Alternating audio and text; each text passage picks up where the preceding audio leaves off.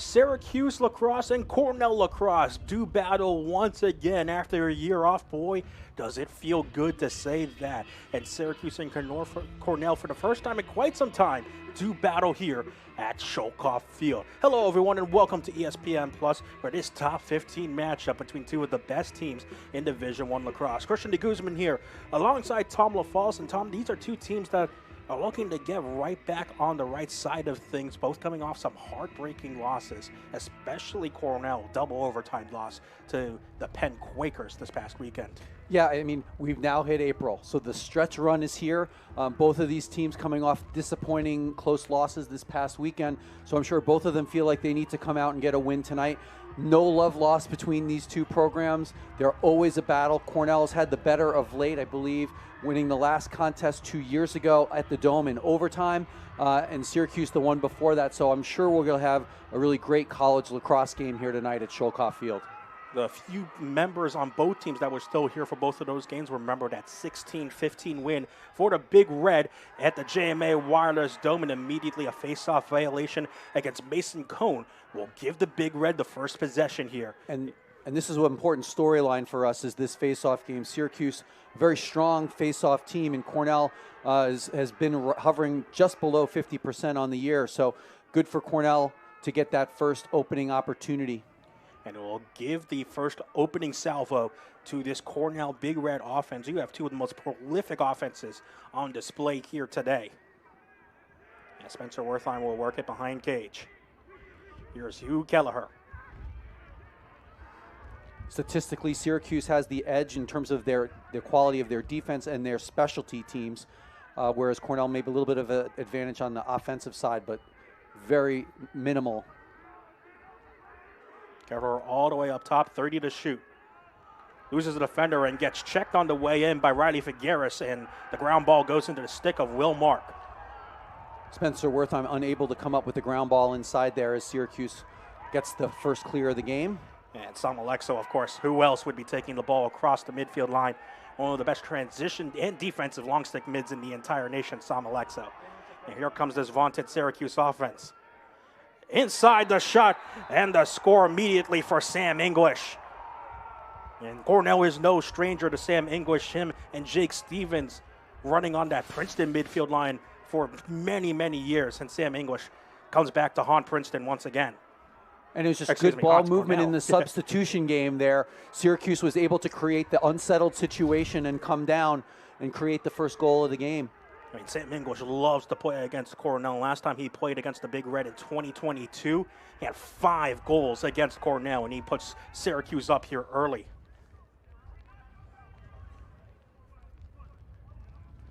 Again, as Tom mentioned, this is the battle also to watch at the faceoff. Cornell, without Jack Cascadden, hasn't had the best of runs at faceoffs at times. Mason Cone has really revitalized this Syracuse faceoff unit. Jack Follows was on the wings there, the close defense, but couldn't quite pick up the ground ball. And here is Jake Stevens coming the other way. One of the things you'll see from both of these offenses is they are in the top 5 nationally in assisted goals, right? So you're going to see good ball movement. It's obviously dodging's a part of it, but also to look for the open man, create the higher percentage shot. Michael Leo. He'll take Charlie Box behind cage. This is an area Cornell has struggled a little bit with. Penn was able to take advantage out of the midfield. And Christian Moulet was looking for an option right on the crease, and eventually picked up by Matt Tully. And how big of a test is this for Matt Tully, the freshman keeper, now facing off against a vaunted Syracuse attack as Luke Gilmartin just gathers this ball. And C.J. Curse backs up. It'll be interesting to see who Syracuse decides to match up against C.J. Curse. Right now it's Billy Dwan. And a quick double going over to Curse before the second midfield comes up. Here's A.J. Nikolic, one of many talented freshmen for Cornell. Ryan Sheehan. So far, this Syracuse defense being stingy, keeping things away from in front of Mark's cage. And this is what you'll see a lot from Cornell as well, the invert game. Nikolic And good ball movement still coming from Cornell. Here's Andrew Dalton, hounded by Figueres, and a great check from Roddy Figueres. Gets absolutely destroyed, though, as the Cornell ride continues to be hyper-aggressive, and Michael Long is going to get called for a push. I thought that was from the front side. Good physical ride by Cornell. That's one of the areas they need to produce for them, because if they're not getting face-off wins, they need to get those extra possessions in the riding game. Teams are only clearing 81.5% against Cornell. That's one of the lowest marks in the nation. This Cornell ride has been so effective the entire year, and it almost produced another turnover there. English directed to stay onside before heading off for a sub. As the second midfield comes out for Syracuse. Here's Joey Spallina. And a rip and a score from Owen Hiltz. The ball moves so fast for Syracuse on the offensive end, and you saw it right there. Again, a problem for Cornell in the substitution game. Didn't quite have the matchups all set. Cornell defense was scrambling a little bit, and then Syracuse able to find the step-down shot. And this is a game important for Joey Spallina, who has come under fire from some critics for not exactly having the highest point-scoring total against some tougher competition. And now the Cornell defense is definitely a little bit less powerful than in previous years, especially with Gavin Adler at times, as this is a face-off violation against Silos. So a face-off violation on each end. Quickly, that can add up for both teams. And more importantly, it gives another chance for the offense to possess the ball for Syracuse. I mean, both of these teams are hovering around 15 goals a game, and you kind of expect that number to stand for both sides. Christian Moulet, the Lehigh transfer. All the way up top. Wants to rip from Owen Hiltz.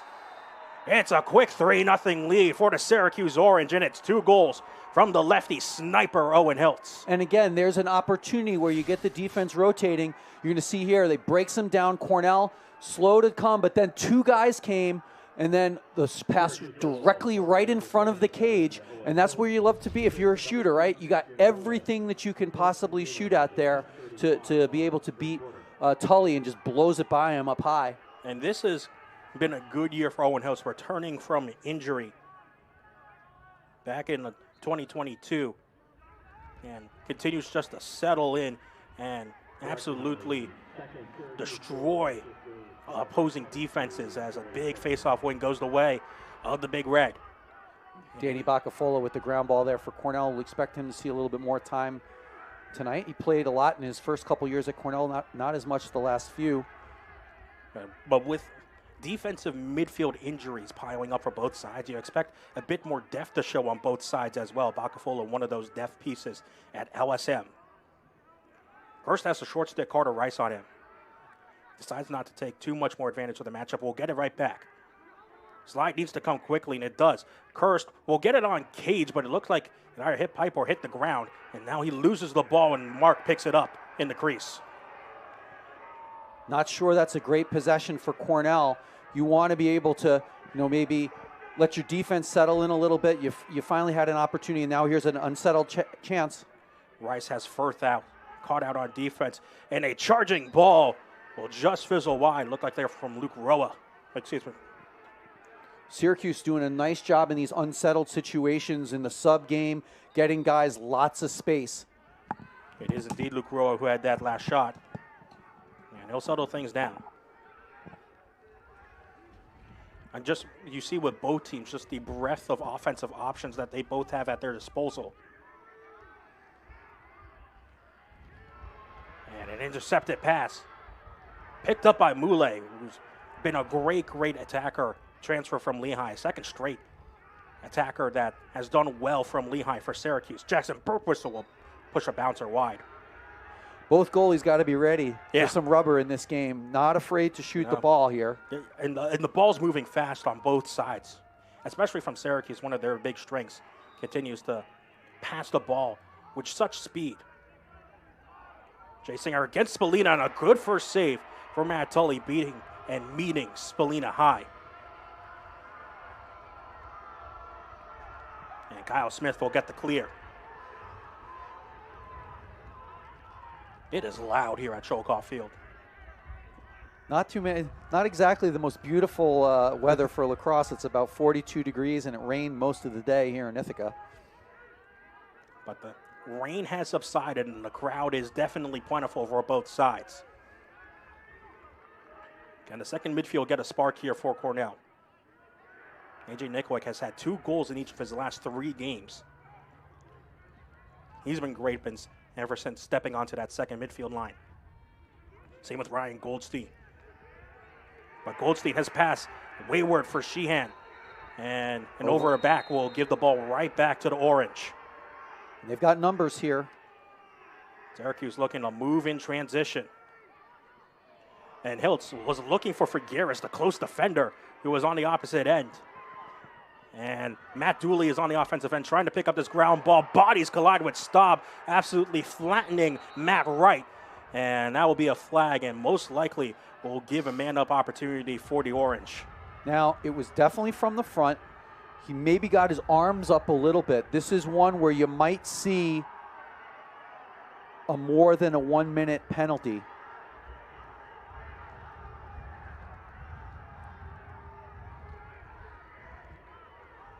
It's a 1-minute full-time penalty going up against Brendan Staub.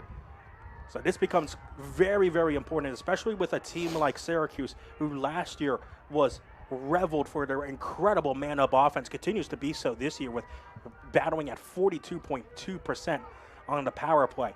You know, this is a Syracuse team that wants to score quickly, and with Mason Cone at the dot, get the ball right back for even more man-up opportunities. Yeah, and Cornell is only, the opponents for Cornell are clicking along at 36%, only 42nd ranked in the country, so not a necessary strength for Cornell. We start in a 3-3, get the ball rotating. Stevens thought about it. Leo right on the doorstep. And Michael Leo puts it past Tully, and Syracuse already with a 4-0 lead, and this is what you expect from the high-powered Syracuse offense. And just move it around the outside, find at the base. Here we go, looks through. Cornell defense just lost track of him, and Rice is able to convert. They'll still have some time on the extra man, 47 seconds still to go. So this is for Cornell, this is a critical face-off. This face-off will come up after the break because Syracuse is absolutely on fire to start this game between the Orange and the Big Red. 4-0 Cuse on top here at Chokoff Field. A man-up face-off opportunity coming up for Syracuse and for Mason Cone. The key crucial face-off early on in this game, and a free Jake Stevens on the wing with no Cornell player on the opposite end to challenge him will secure this face-off and give Syracuse at least another 30 or so seconds on 6-on-5 offense. Syracuse already with 1 man-up goal on the 1-minute unreleasable from Brendan Staub. Stevens thought about firing. Owen Hiltz thought about firing as well, as this ball is still unsettled. Nice save on the behind-the-back shot there inside. Doing a good job of coming out and stopping Finn Thompson with the shot. 14 seconds left on the man up. Second save for Tully on the day. 10 seconds. Hiltz thought about it. 5 seconds. Joey Spallina has hands free, and you can't give Joey Spallina hands free. It is a 5-0 lead early on for the Cuse. Yeah, and this is about the worst start you could ever expect if you were Cornell. Syracuse has really come out and given Cornell everything they can, more than they can handle at this point. They're technically still man up here for another 2 seconds. Cornell's just got to try and get a possession and give their defense a little bit of a break. And there's a reason why Joey Spallina has that number 22 jersey on his back of April 22, and he's got 26 goals on the year. One more face-up with man up, and it gives a free opportunity here for Sam English. Taken to the ground, though, but picked up by Billy Dwan.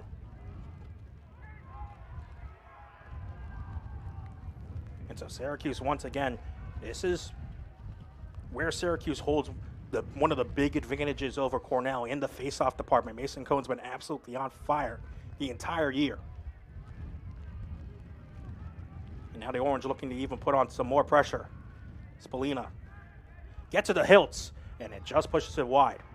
2 goals already for Hiltz. Cornell played it straight up there, did not send anybody. So that kept them a little closer to Hiltz. Finn Thompson will initiate behind X.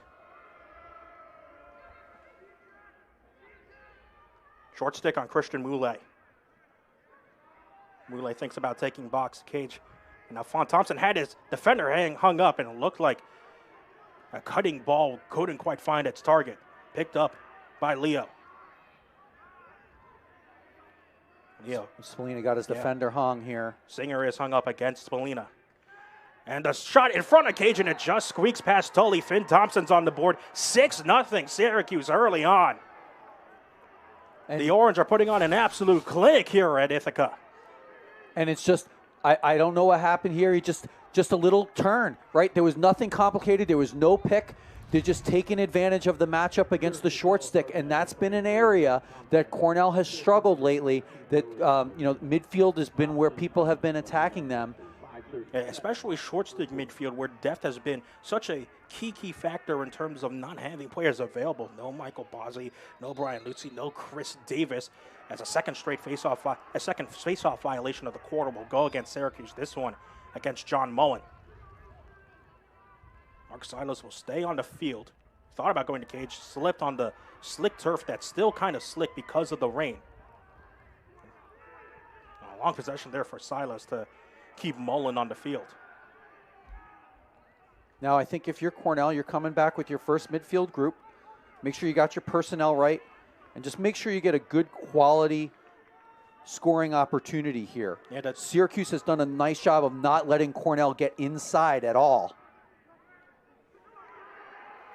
And the ball comes loose. Kirsten Long trying to fight for it. Figueres shuffles it back, and eventually it goes back to the Orange. Syracuse playing with so much tempo right now, offensively and defensively. And in transition, Syracuse has been absolutely excellent as well. However, English can't quite find it. Between the legs shot.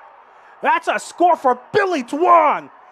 It is 7-0 Syracuse on a highlight reel shot from Dwan. And I tell you, everything is going Syracuse's way right now. They got out in transition here, and the ball just kind of ends up in the air. Wait for the Cornell knowing they got to try and stop the bleeding here. Takes their timeout. Just been, has Cornell all on their heels right now. And I think if you're the Big Red, this is just like everybody, let's just take a deep breath. Let's get the next goal and realize that we're not going to score a 28. There's no such thing as a 28, a 7-point goal. Well, but the advantage here, a face-off violation, third of the half on Syracuse. So Cornell will have an extra man opportunity. So hopefully for them, they can be able to stop the bleeding here and stop the run. It'll also be interesting to see the rotated defensive unit coming out for Syracuse as well. Syracuse changes its entire defense for a man down. Totally unique. I'm basically zone specialists, guys who are experts at playing zone, where the regular defense out there are obviously, as we've seen already, experts at highly aggressive man-to-man. Well, and if you look at their man-down group, they're all long guys, right? Big sticks cover those passing lanes.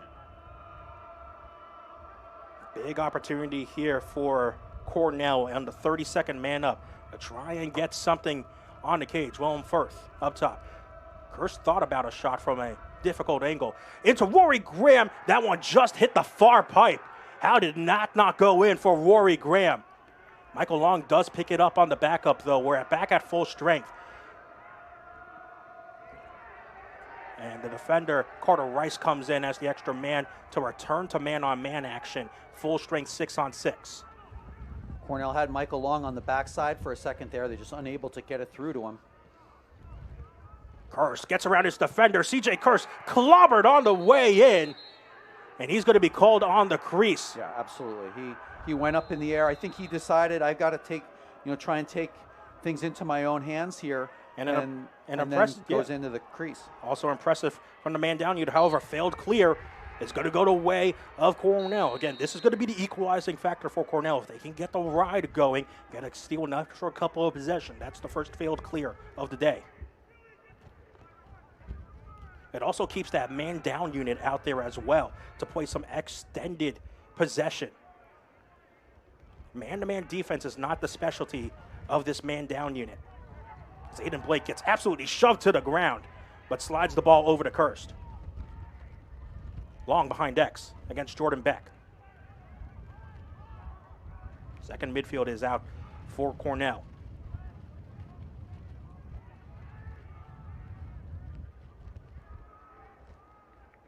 Gian took his defender back. Here's Long against Rice. On a shorty here.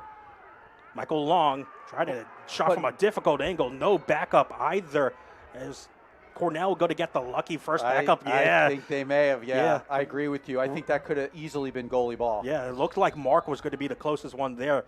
Luckily, it's Andrew Dalton for Cornell, at least if you're a big Red fan, who gets the backup first. But yeah, that definitely looked like Will Mark was a little bit closer. 15 to shoot here for Cornell. Initiating with Kirst. Kirst gets around his defender. And Kirst gets shoved to the ground. Flag flies. That's on Billy Dwan. That's going to be a push with possession. Only 5 seconds on the shot clock. Kirst trying to move quickly. CJ Kirst gets the bouncer past Will Mark. And that's the first goal of the game. It comes from the ever-prolific CJ Kirst. You know, you just sense that he wants to try and put the team on his shoulders right here.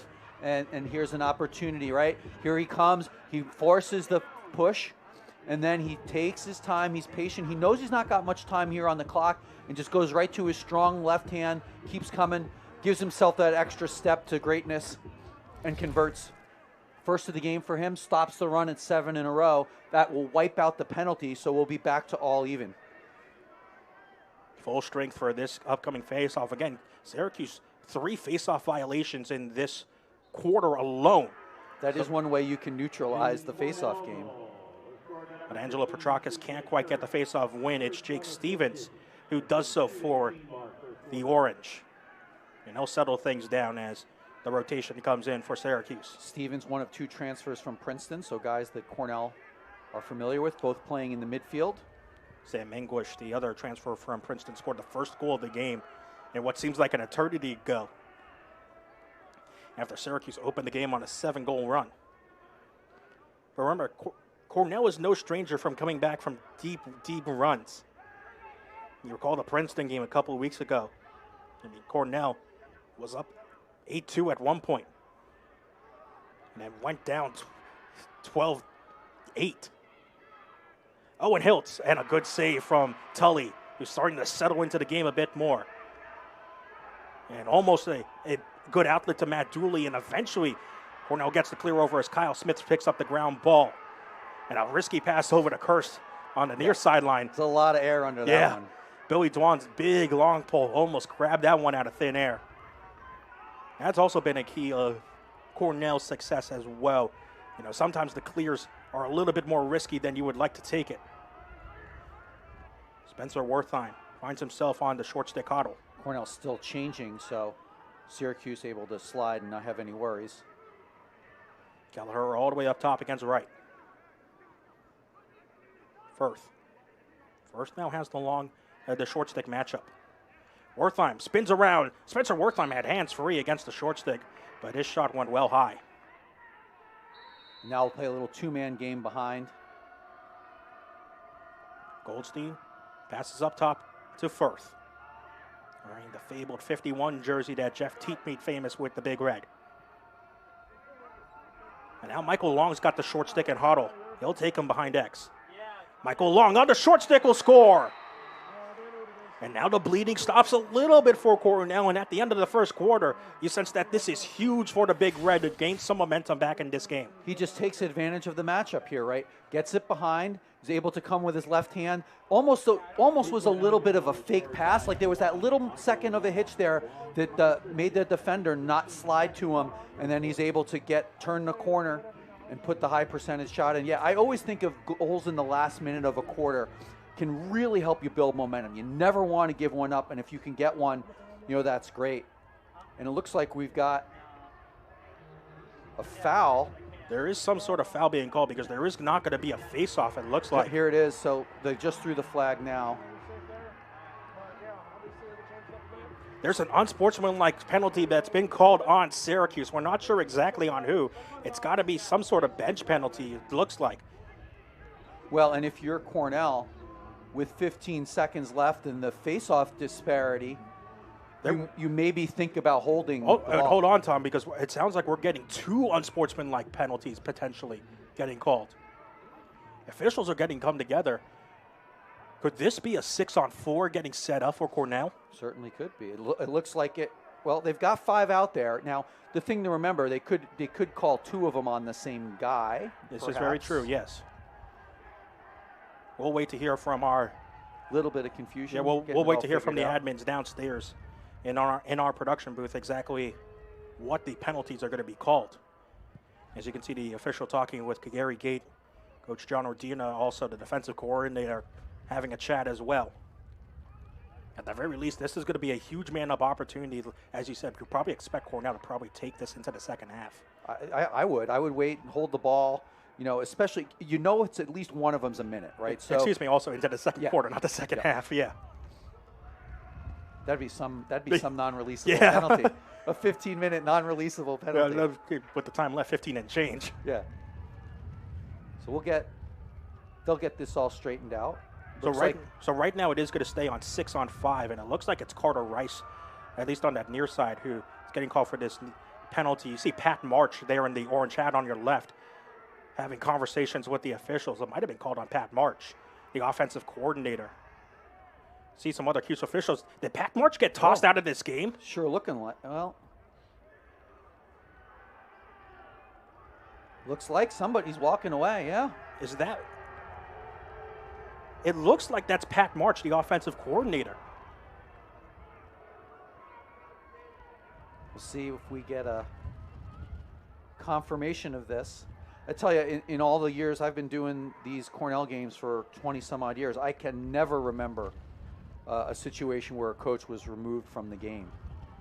This definitely seems like the penalty was called on the offensive coordinator, Pat March, there in the orange hat on the right. At least that's who it looks like, at least from my angle. Either that or it's a different staff member, but otherwise, no matter what this is, you can see so many players here on this Syracuse sideline are still arguing with the officials about what exactly the call is. And there was nothing huge what we're just getting here from the production booth. There was one 1-minute penalty being called and a 3-minute penalty being called. So Syracuse is going to go down 4-on-6 for at least the next minute, and then we'll go 6-on-5 for the next 3. Yeah, and we'll have to see what's unreleasable and what is not. I would expect that the 3-minute one is. But this is a huge momentum swing coming the way of Cornell. Oh, boy. I mean, you take a year off from Syracuse Cornell and it gets chippy. Yeah, there's not. All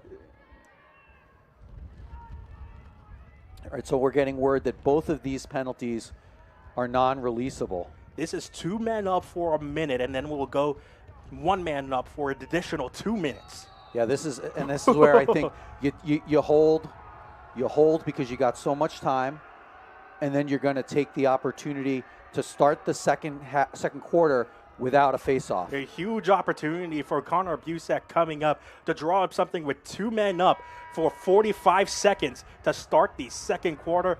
It looked interesting for Syracuse early on, going on a blistering 7-goal run, but 2 goals for Cornell to end the quarter, and a 2-man advantage coming up for the Big Red to start quarter number 2 when we come back here on ESPN+. To fill you in, if you just joined us here on ESPN+, boy, did you miss a doozy of a first quarter between Cornell and Syracuse. Syracuse started on a 7-0 run. However, the Cornell Big Red have battled back with 2 goals at the end of the first quarter. And in addition, Syracuse offensive coordinator Pat March has been ejected from this game due to unsportsmanlike conduct. A 1-minute penalty and a 3-minute penalty, both unreleasable, have been called at the end of the first quarter with 15 seconds left, which means Cornell will have 45 seconds of 6-on-4 and then an additional 2 minutes of 6-on-5. That's how we start quarter two. Yeah, and that's a big opportunity here for Cornell. Again, I mentioned you can't score multi-point goals in college lacrosse, but you can certainly take advantage of a long extra man here. A huge momentum swing both ways. And it makes, obviously, if a Cornell goal comes quickly, and it will, as CJ Kurst got absolutely flattened on that shot attempt. It's now 7-3, and what I was going to say is, now that because this Cornell comes quickly, a lot's riding on Mason Cohn to win this face-off clearly for Syracuse. Yep. Because he has no wing help. Yeah, and Cornell just is able to move this through. And actually, you look at this opportunity, it also puts them in a place where they've got to, think about their face-off guy needing to perhaps have to stay on for a man down. Again, this is unreleasable, so it seems interesting. Yeah, they're pulling him off right now. The guy came out because of being unreleasable. Mason Cohn's all by himself to take this face-off. He might not have a more important face-off this entire year. He's got to win this cleanie to himself. And this is going the other way after an off-ball hold.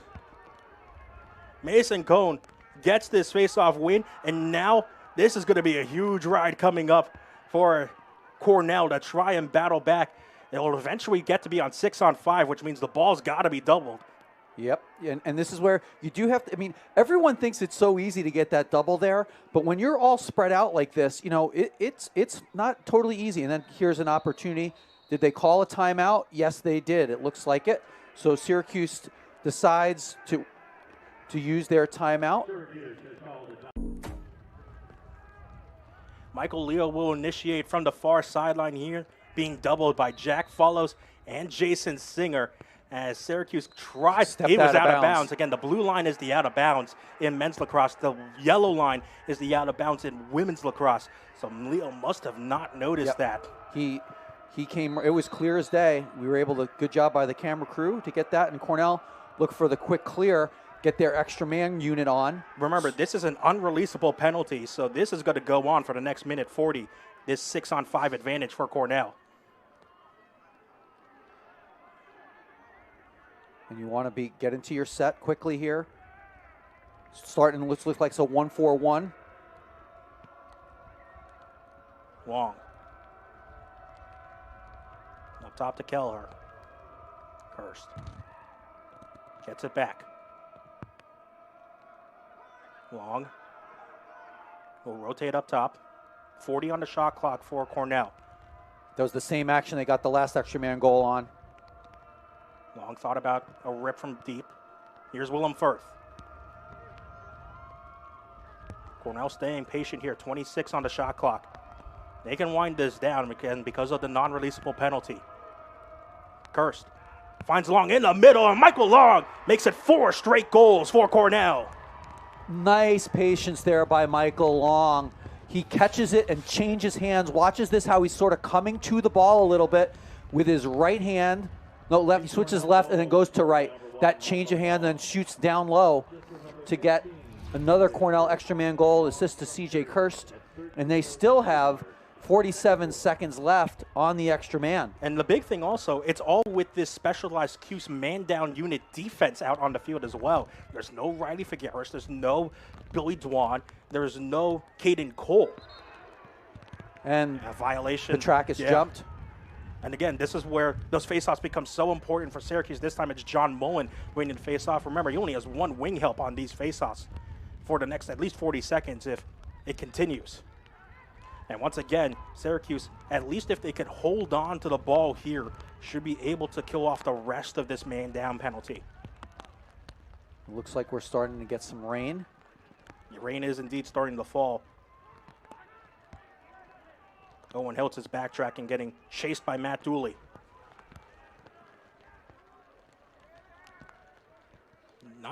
No doubles quite yet here coming from Cornell. Now you're seeing you're seeing Follows and Dooley, who was doubling Hiltz. You've got Jack Parker's also coming in at short stick D-midi. See number 24 near the middle and the top of your screen there initially. And the penalty is now released. We're at full strength. Those were 2 unsportsmanlike penalties. And I think Syracuse can be happy to come away with only Cornell scoring 2 goals from those penalties. I think if, yeah, you could say that. I think if you're Cornell, you're happy to get the 2. And you think, does this maybe just slow the tempo down in this game, which I think is what Cornell would like most ultimately. Joey Spallina! Oh, Joey Spallina! The stick skills of number 22 on display once again. Just gets his, almost like a post-up situation, right? He comes on, and he just gets to this point. He waits, and then pulls it behind the back with his right hand. Stops the Cornell run at 4 in a row, excuse me, which makes that, a good opportunity for Syracuse to sort of settle things in. Sort of say, oh, well, now that we're past that, man down, now we're just going to get back to the way we were playing before. 3 points now for Joey Spallina, 2 goals and an assist for number 22. And on the first full strength faceoff in quite some time, it's Mason Cone who comes up victorious, but can't quite get the pass cleanly to Sam Alexo. Alexo being hounded by Petrakis, gets absolutely crushed by Singer, and this will be a man-up opportunity coming for Syracuse, but it won't come because it's Mason Cone on the faceoff once again. That is 6 goals for Mason Cone, who absolutely gets the orange bench fired up. And that's one you don't want to give up. You don't ever want to give up a goal to a faceoff guy. Cornell with the good ride. I thought that was a legal hit by Singer, but there was a flag down, and here it is. The faceoff guy steps in, and he's able to convert that. Cone, he takes advantage of it. He's had to work by himself, and there he did a good job getting the ball out. And of course, the thing with Mason Cone is he's not just a faceoff guy. He had to play a lot of midfield at Tufts, the previous school he was at before transferring to Syracuse. And one of those big finds in the transfer portal for Gary Gate in the past offseason. Number of transfers here for Syracuse playing big roles, especially in the specialty positions. So we're still going to have the officials are talking to confirm what we have as the call here. We expect it's an illegal body check. And Jason Singer is staying in the penalty box, so it looks like what we'll either get is either a 3-on-2 faceoff or a immediate just faceoff win for Syracuse. So you see there on the left side of your screen, that was the check by Singer that drew the flag and the eventual goal. I have to say, I'm all for player safety here. It's really important, but one of the comments in the lacrosse world right now is that oftentimes big hits that are pretty clean are getting called as illegal body checks. To me, his arms were down. He hit him straight from the front. The ball was still in the area. I think that's a tough call. To me, that's a lacrosse play. If you look at this again, right, he comes through, right, arms are down low. It's the shoulder. It didn't come head to head. He didn't lower the head. To me, that looks like a good hit. And this is not, you see it sort of happening here and there. And they're calling it an unreleasable penalty as well. The call is going to be unnecessary roughness against Jason Singer, number 43. And that should give the ball just straight over to Syracuse, most likely. No, we'll have a face-off because it was not a dead ball play. Oh, yeah, true, yeah. Well, also, yeah, Joey Spallina's taking a knee because he's also getting a unsportsmanlike as well. Well, and I tell you, the bench for Syracuse came quite a bit on the field, and you could see the official trying to push them back. So what are we going to get here? Are we going to? It looks like from the officials are going to give this Syracuse ball. This should be 5-on-5 if I'm reading this correct. That's what it looks like we're getting. It looks like we're going to get 5-on-5. But why? I'm surprised.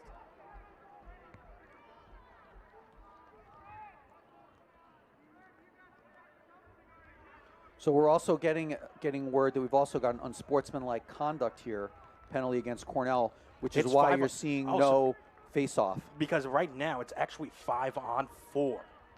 So Cornell is going to go down 5-on-4. I think no, it is going to be 5-on-5. I think.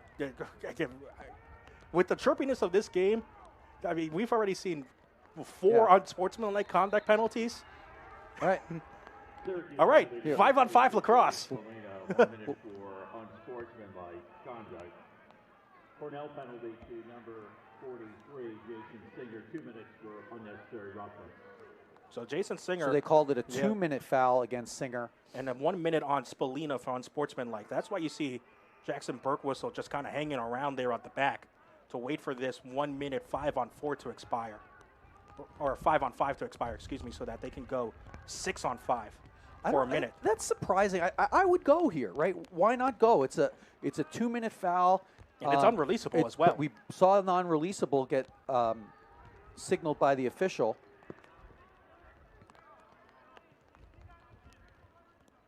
So they're just going to run it out here. They're going to run out now, to 5-on-5. But the problem is going to be the shot clock is still in play. So they've got 25 to shoot here. It doesn't matter when the penalty expires. They're still going to have to get a shot. Here is the penalty expired. Now 6-on-5 for 20 seconds on the shot clock. And like you said, you got to get something on cage now. Owen Hiltz will be first. Into the middle for Finn Thompson. Can't get a shot off. There's only 7 seconds on the shot clock. 5 seconds. Owen Hiltz has to let one rip, and it's right into the stick of Matt Tully. And now Cornell can go down to kill the 5-on-6 penalty. And like you said, maybe Syracuse should have thought about going 5-on-5 to get something going, at least offensively. Now the question is, do you use a timeout here? Nope, but they were able to get a shorty open. Well, Coach Busek does have an additional timeout to his availability. Here's Spencer Wertheim on that far sideline. He'll toss it off the curve. So that strategically, I don't like that, right? First of all, you gave yourself only 20 to shoot, and you're able to let Cornell kill off the penalty if they got a possession. And how much of that is not having Pat March on the sideline trying to direct traffic? Remember, for those of you just joining us, Pat March got ejected from this game towards the end of the first quarter for unsportsmanlike conduct. So Syracuse is without their offensive coordinator on the sideline. TJ Kirst with 30 seconds left on the shot clock. So Cornell has killed off the unreleasable penalty on Singer. It's a 9-4 game as Hugh Keller, the hero in the last game these two teams played, bounces that one off a helmet or a body. 16 to shoot here for Cornell.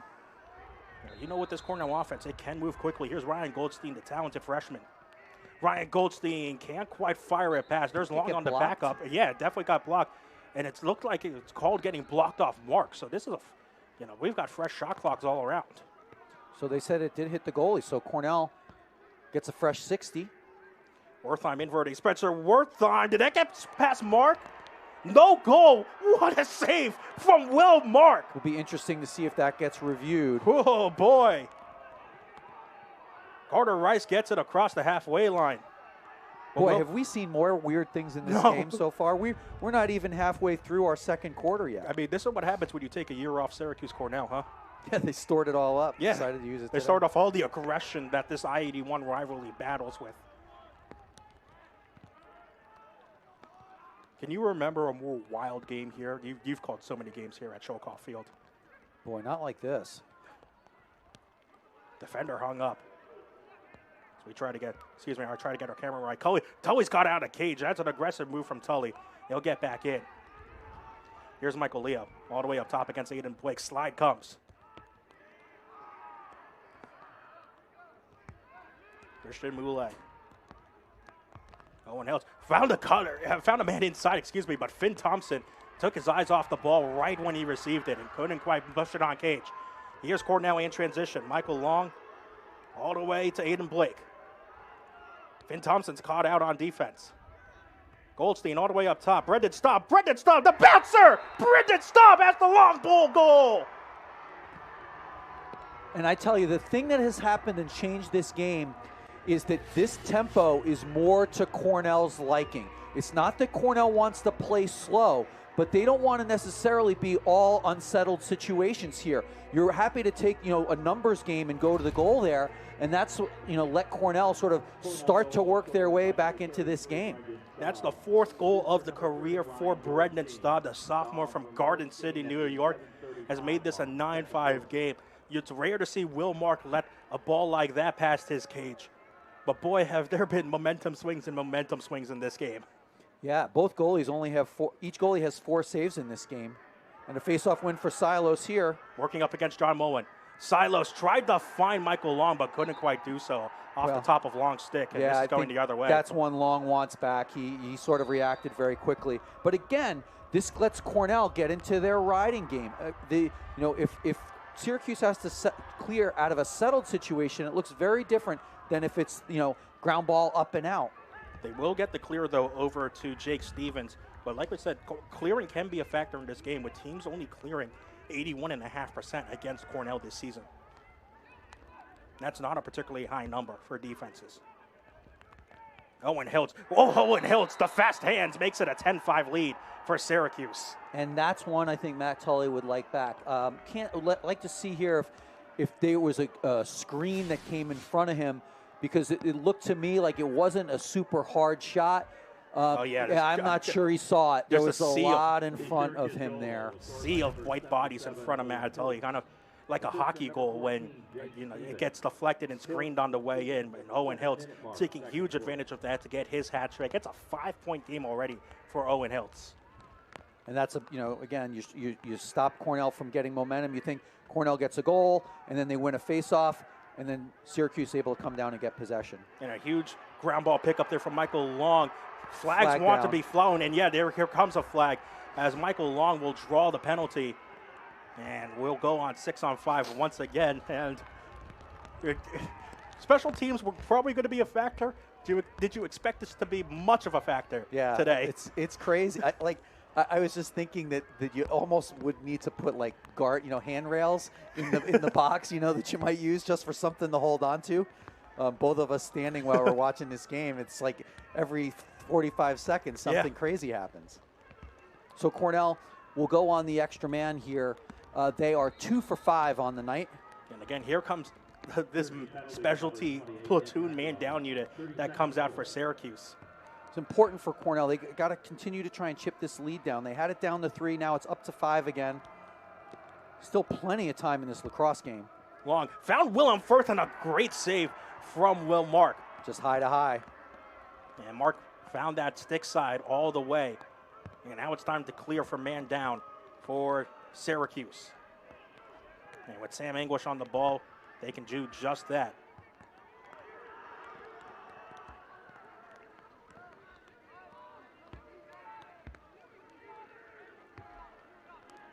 We're all even.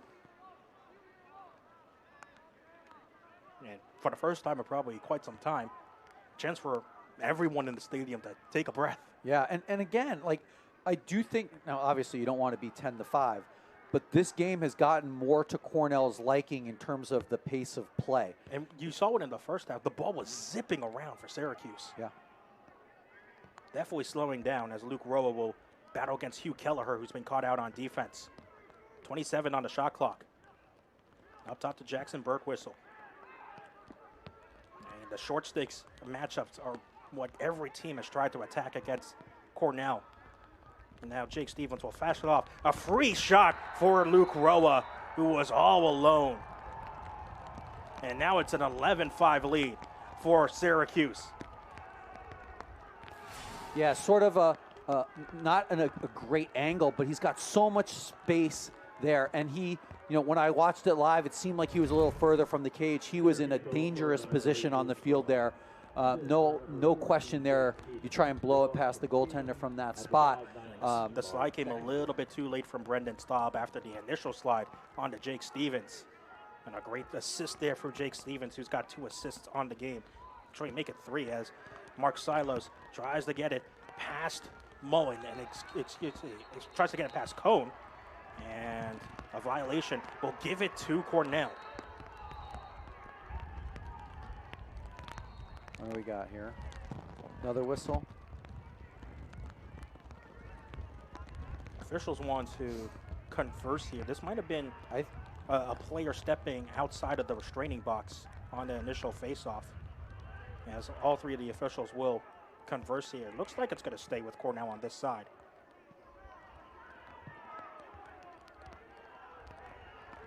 As one of the officials goes to the Syracuse coaching box to have a conversation with them. Had more conferences today than like in an elementary school off day where you meet with your parent-teacher conference. Exactly, that's what I was going to say. Coming in at 8 p.m. on your elementary school night to have a parent-teacher conference. Yeah. And the kids love those because then they get a day off from school. Yeah. Well, that's what Cornell has right now. The Cornell students on spring break. Here's A.J. Nikolic. Nikolic went all alone to Cage. AJ Nikolic, flags fly, goal should stand, and yes, the goal does stand for AJ Nikolic. Now the question is, what's the foul going to be? Could very easily be a push from behind. And that should institute an immediate man up for Cornell, if I recall correctly. Now let's see. No, it's probably going to be a push from behind, which would be a 30-second technical foul, which will get wiped out by the goal. That's what I would expect it to be. Now the question is, did they call it? Yes, the hit coming in later? No, the foul was so we're gonna. It's this will wipe out. It's a 30-second technical foul. It gets wiped out by the Cornell goal. So it goes back to a 5-goal advantage for Syracuse. Nikolic really come on in the last 4 or 5 games for Cornell. He started this year on the 3rd midfield line, but due to injuries and other factors, has made his way onto the 2nd midfield line and has really taken that opportunity in stride. Jake Stevens wants a one-man goal all by himself. He'll back things off.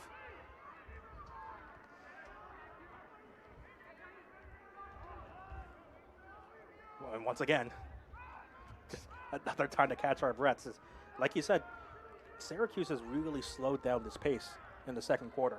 Now, part of that is because Cornell's converting on the offensive end. They can't get out into the break. Anguish thought about ripping one, decided to back up. Spallina around GLE with one hand. That's always so dangerous. Spallina right into the middle. He found Finn Thompson. Wow, that's a nice shot. A good look. It seemed to me like he caught that very quickly and was able to put it in. Didn't have a ton of angle, but it all happened so quickly. Watch how Spallina comes back and just looks inside really quickly. That's a really nice goal by Finn Thompson. And there goes to show off the amount of box lacrosse experience that so many of these Syracuse players have on this team. Finn Thompson from Toronto definitely grew up with that box lacrosse experience. You need to have those quick stick skills in front of goal in order to score goals like that. And a nice job by Spallina of being patient behind the goal. He got to a place he wanted and he came right back. And John Mullen picks off the face-off win. That's the thing with Syracuse this year. I mean, Syracuse has had face-off problems in the past, and now they not only have one, but 2 very, very capable face-off guys who you can rely on more than 50% of time to pick off a face-off victory. It's been so key for Syracuse to have such consistent face-offs, and a big reason why they have returned to the places they want to return to. And a nice job by them of doing that when they've had the violations early. Christian Moulet pushes that shot wide. For most of this quarter, if they jumped early, it would have been a Cornell possession and a penalty. Faceoffs right now, 10 faceoff wins for Syracuse, 7 faceoff wins for Cornell.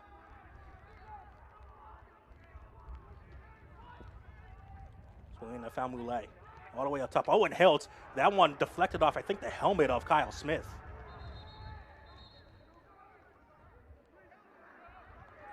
I don't think I want to stand in front of too many shots against Owen Hiltz. This is dangerous, though. Moulet with the short stick. Luke Gilmartin. So one of the most prolific attackers. As Michael Leo will fire that shot low and past Matt Tully.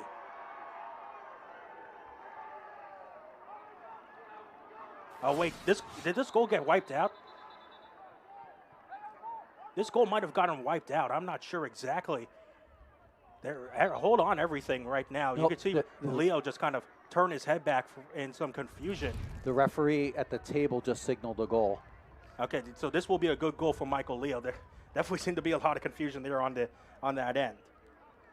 But another goal here for Michael Leo. That's his 2nd of the game. And it's probably what it sounds like it's going to be is probably unsportsmanlike on Leo. And no face-off going the way of Cornell. Okay, so unsportsmanlike counter. Looks like we're at 5 now. Cornell will start with a man up here. No, it's all even. It's all even. Well, I have no idea what's happening here. Me neither. When's the last time you've seen an even strength, no face-off needed as whistles fly? Cornell will take its 2nd and final timeout of the half. you got to get a stop, because Syracuse scored 7 in the opening quarter. They've scored 6 in this quarter, and Syracuse's defense is excellent. So you've got to start chipping it away and start getting stops at the defensive end, because Syracuse just keeps scoring and scoring and scoring. Cornell's probably already run out of time. And Syracuse's defense much improved. A big reason because of John O'Dearna coming over from Manhattan to quarterback that defense as the defensive coordinator this season. An opportunity to stop the bleeding here for Cornell. 2-goal run for Syracuse so far. Michael Long will fire this over the shoulder of Will Mark. And Long, just that whole offensive set just seemed like he was ready to try and go to the goal and have an opportunity.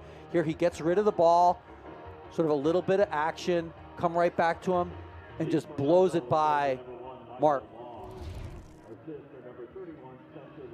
They give Spencer Wertheim an assist on that one. And again, can Cornell get a face-off win here to try and put a run together? Again, Syracuse, with the number of face-off violations, has to be careful. Yeah, remember, Syracuse, any more Stevens face-off with the ground ball. Any more face-off violations in this half will result in man-up opportunities. But nifty behind-the-back pass from Hiltz, but that one was stuffed at the doorstep by Tully. Boy, this Syracuse team is so creative offensively. Well, that's always been the trademark. Probably going all the way back to when Gary Gate was on the field in the late 80s, early 90s. Gary Gate now in his 3rd season coaching the men of Syracuse after a very successful career with the ladies as their head tenure. Spencer Wertheim pushes that past Mark. Now it's a 2-goal run for Cornell. And here we go, back and forth. This has been the story of Cornell's season all year long. Going on runs, stopping runs, and just a little hidden ball trick that fooled no one. But he comes down, gets into a good spot on the field where he likes to shoot with that left-handed shot.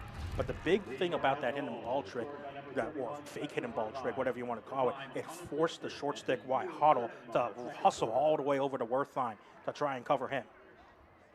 And the faceoffs continue to be so important for both teams. Silos back there out against Cone, and again, Cone wins it cleanly. And now the Orange looking to move fast. They do, as Sam English will make it a 14-8 game. And again, Sam English loves scoring against Cornell. Boy, we don't get much chance to breathe in here, and just a really nice face-off win there by Cone, and he gets it out of his stick really quickly. English going right onto the offensive end of the field and just puts the bouncer past Tully. Just seems like Cornell gets a couple steps going in the right direction, and then Syracuse ready to answer, not letting Cornell put too long of a run together. And a flag is going to fly. This probably is going to go against Silos for some sort of violation. And Cornell now has to go on man down.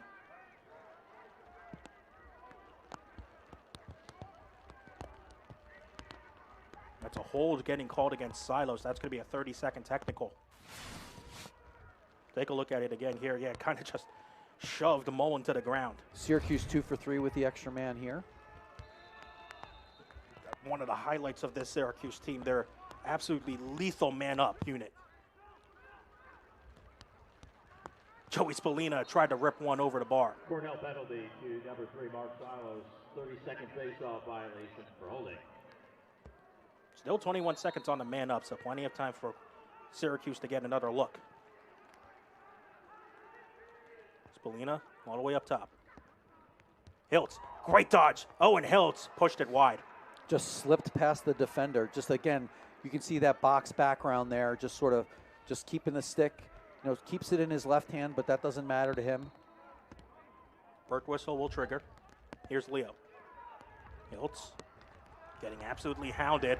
Pass wayward intended for Thompson. Over and back. And the over and back will give the ball right to the big red, and that will kill off the rest of the penalty.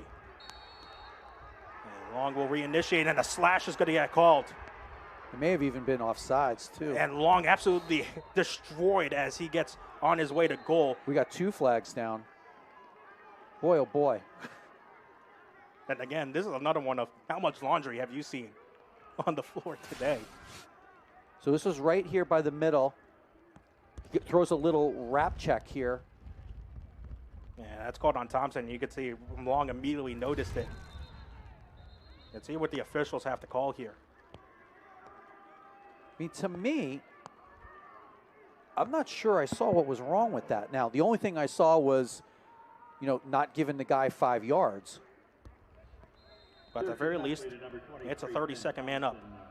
30-second technical for interference.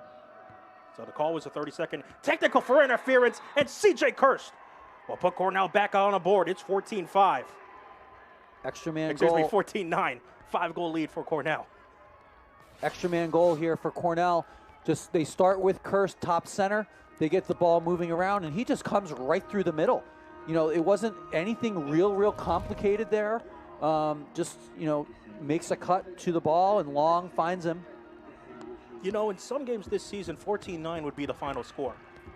Yeah. And we haven't played 30 minutes here at Chokoff Field yet. Yeah, certainly plenty of offense here. The poor goalies. I mean, this is what we expected, right? Offense on offense on offense. And another crucial face-off coming. Ball still up for grabs, and it looks like Samalexo might be the first one to it. And he is indeed trying to ward off Silos. And eventually gets the ball over to Riley Figueres with under a minute to go here in the second quarter. And Syracuse looking to move quickly, but the pass was a little bit too far for Stevens. And now Cornell will try her own risky pass, and it somehow finds C.J. Kirst.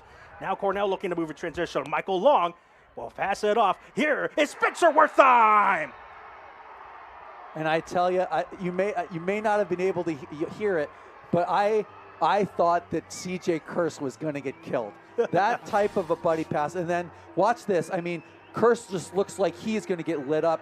He's able to make the catch. He finds Michael Long, who just takes time, makes the defender have to make a decision to stop him with the ball, finds Wertheim, who puts it into the goal, gets Cornell 2 in a row here, gets this down to a 4-goal Syracuse lead. And that's the advantage of having a healthy Michael Long. The lacrosse IQ is so off the charts. Only played in 7 games last year due to injury. He now has 6 points, 3 goals, and 3 assists. However, John Mullen wins this faceoff. Under 30 left to go. And Coach Gary Gates going to call a timeout and use one of his 2 remaining timeouts of the half.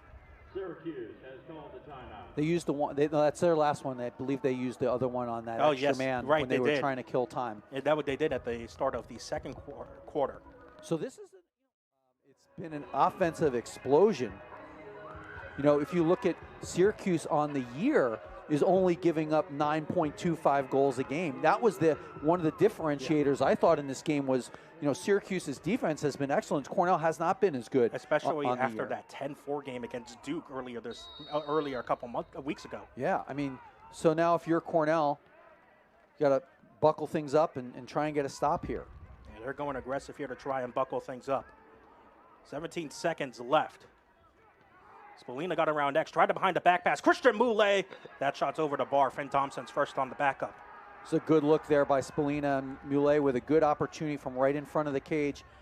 10.6 seconds to go here. It's going to have to be a quick hitter. Plenty of time, though, for Spallina. Gets a screen. Found Moulet. That one was deflected on the way in. Went off either Gil Martin or Aiden Blake. It looked like it went off Aiden Blake. And I don't know how Cornell does not have him covered here as a cheap Matt Tully? Yeah, Matt Tully will just send it long. It won't go on cage. And how have you had a chance to breathe yet? I was just going to say. I'm not sure if anyone at home got a chance to breathe.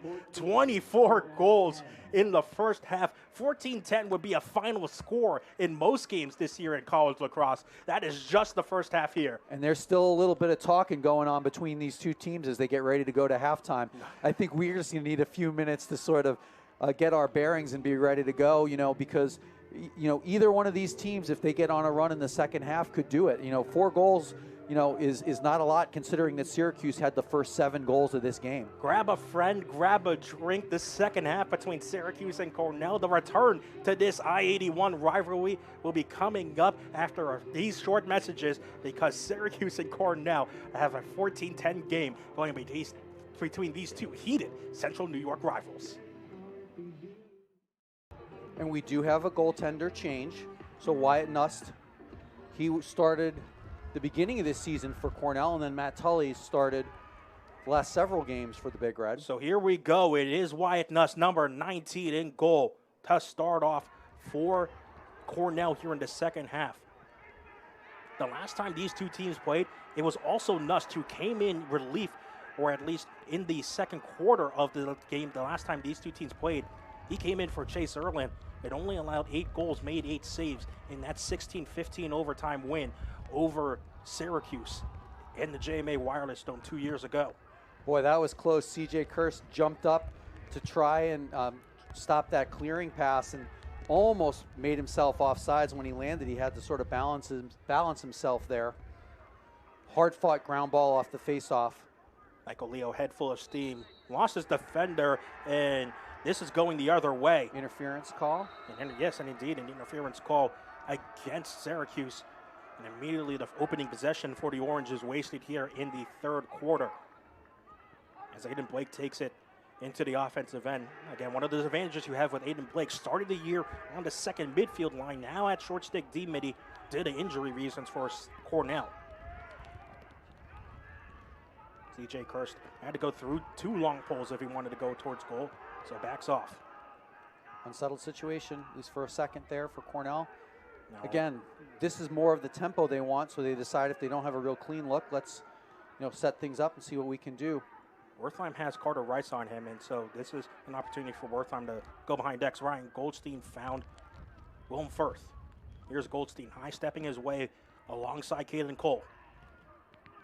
Cole nice and patient. Goldstein all the way up top. He'll find Kelleher. Hugh Kelleher will push this shot wide, 23 on the shot clock.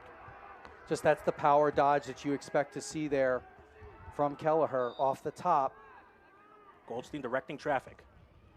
Gets around Cole. Ryan Goldstein. Off the bar. That'll Just off the reset bar. the shot clock. And Kirst closest there. That's a fresh 60. Just a quick split dodge from behind. That's the type of dodge that Goldstein's been successful with so far. An assist for Ryan Goldstein. Hard to believe, only his 4th career game with Cornell. CJ Kirst, his shot over the bar. Still plenty of time for Cornell in this long, elongated possession on offense. Firth has picked up the the long pole. Nope, they've actually changed, excuse me. Wertheim had the short stick, and Spencer Wertheim, what a low save from Will Mark. That's one of the X factors you get with Will Mark. He may only have 6 saves in this game, but that was one of the better ones.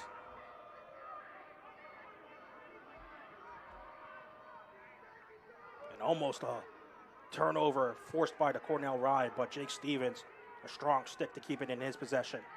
And again, Cornell giving themselves the chance to ride that they didn't have a lot of early in this contest. Jack Follows was there aggressively battling Luke Roa on the invert against Charlie Box. Roa initiating. Stops on a dime. Gets the double. Roa now has some space, but will pass it back off. Birkwhistle. Here's Hiltz. Hiltz behind the back. Jackson Birkwhistle. What a save from Nuss. In his first action, he picks up the save. That's a big one if you're Wyatt Nuss to sort of get settled. Nice offensive movement there by Syracuse to create that high percentage shot. And all the way up top now to CJ Kirst. Now you see if Cornell can do something here in the change game. This is Wyatt Nuss' first game action since that dreadful Cornell showing, it has to be said, against Penn State. It's been Matt Tully all the way ever since that Penn State game. Second midfield for Cornell. Feels like we haven't seen a lot of them tonight. And here's the turnover. Yeah, a slip there. I believe it's Stevens. A slip there from Nikolic. Here's Jake Stevens. Jake Stevens, that was deflected on the way in. It looked like by Moulet. An inadvertent miss, and a off-ball push should go the way of Cornell. And it indeed will, as Matt Wright is called for the infraction. Unlucky there for Jake Stevens because it looked like Moulet redirected the shot unwillingly, and a check coming out of the stick of Nikolic right there, though, was Andrew Dalton, luckily for Cornell. Yeah, just a little sloppy there. Cornell gets lucky. Kirst against Dwan.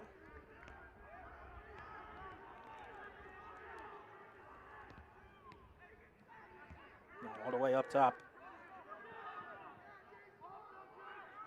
As Wertheim was headed to Nikolic, a little bit of a rotated midfield line here with Wertheim, the first midfielder, alongside the second midfielders, Dalton and Nikolic.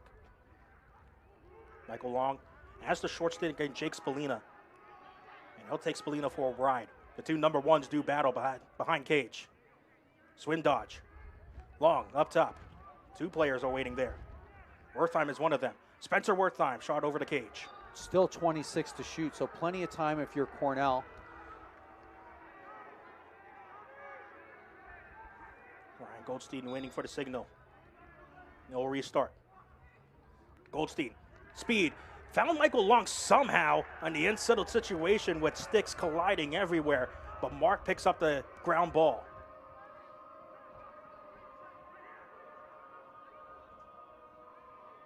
And boy, the tempo has certainly slowed to a crawl here in the second half. I was going to say, this is probably about the longest we've gone in this game. Without a goal. I paused myself there because the Syracuse was about to go to the goal. Work their changes. With their offensive personnel. Yeah, Sam English back things off. First midfield trouts on for Syracuse. They've had the lion's share of the run for Syracuse in this game. Michael Leo's got the short stick Aiden Blake on him. Spallina has the Singer matchup. Joey Spallina wearing the fabled 22. Joey Spallina. That is textbook Joey Spallina. A single one-on-one dodge against Jason Singer. And Syracuse re-extends their lead to 5 goals.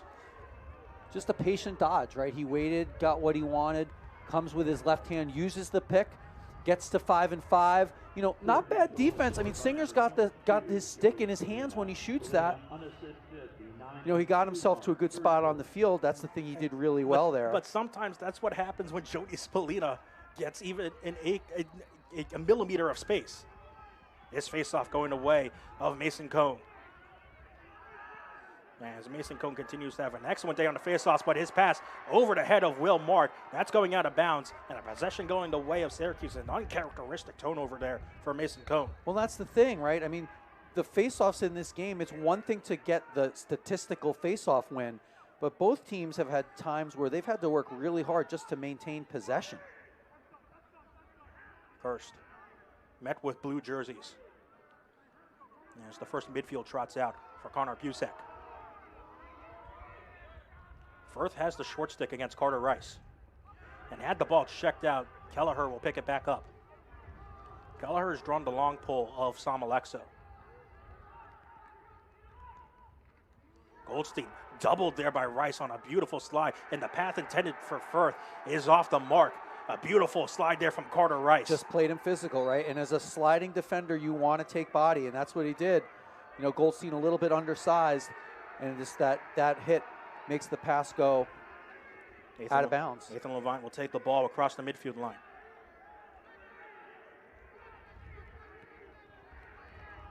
Second midfield will now come out. Jackson Burkwhistle for Syracuse.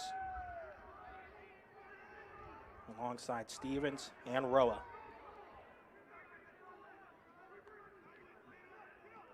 Roa now draws Gilmartin. And here's Spallina having Singer hung up. Options for Joey Spallina. As the Cuse offense goes to work. 39 seconds left on the shot clock. Spallina being very, very patient, letting the play develop in front of him. Spallina still looking for an option. Nust being patient as well in cage. 25 seconds on the shot clock. No options for 22. And boy, the players inside just working hard to try and get open. But Cornell doing a good job communicating and switching. Spallina will go. Slide from Gilmartin. Right there, though, is Luke Roa, who gets it past Nust. And because of the slide, Roa takes advantage all alone. And they'll make it a 16-10 game for Syracuse. And just an opportunity, just the patience. Then they use the pick. They slip the pick. And he's able to just get the ball, come right around unguarded, put the bouncer past Roa, converting, just not letting an opportunity. Second goal of the game for Luke Roa. There's now 6 players on Syracuse with at least 2 goals, and the Orange are up 16-10 over the Cornell Big Red. Tom LaFalce, as Syracuse, whether it's playing fast or playing a bit slower, the offense really just hasn't missed a beat at all. No, I mean, they've converted throughout this contest, and Cornell not winning as many faceoffs as they need to win. Maybe an opportunity to win one without Mason Cone on the field, and a violation will bring this over to Cornell's side. So John Mullen can't quite keep up the face-off winning streak of Cone.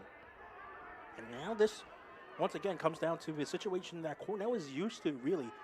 And if they're not winning face-offs, it's all about making these offensive possessions count.